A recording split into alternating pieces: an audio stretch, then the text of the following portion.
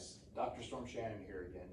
In this video, we're going to be talking about how to activate the upper hamstring. So the hamstring muscle crosses two joints.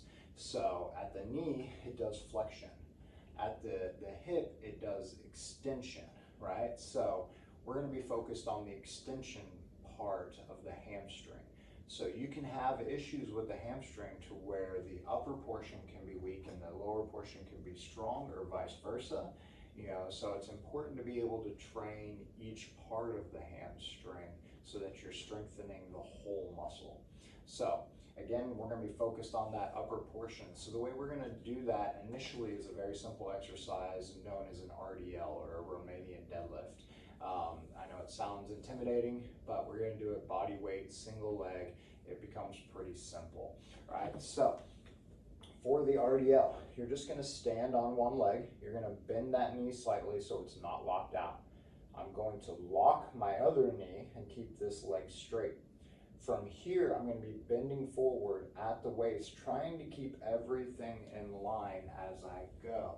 And I'm going to go as far as I can to where I get a really good stretch on this hamstring, and then I'm going to come back. You can use tables, the wall, anything to help your balance.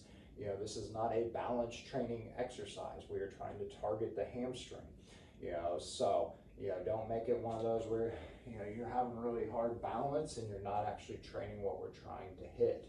So make sure if your balance isn't that great, have something nearby that you can help with. But the movement of this exercise is just slow and controlled, right? So we're not holding on this one. We're just going here and we're coming back. And we're just doing that for slow repetition, right?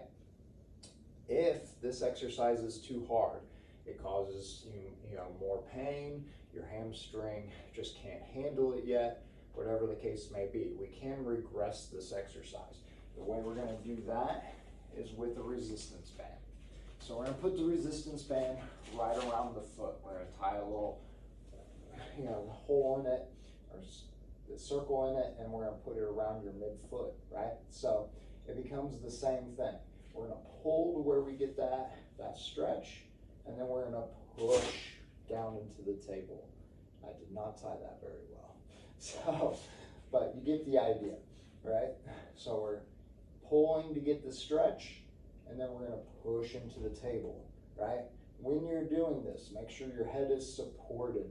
I'm obviously trying to keep my head up so I can talk to you. If I were doing it for real, my head would be supported. I would come up.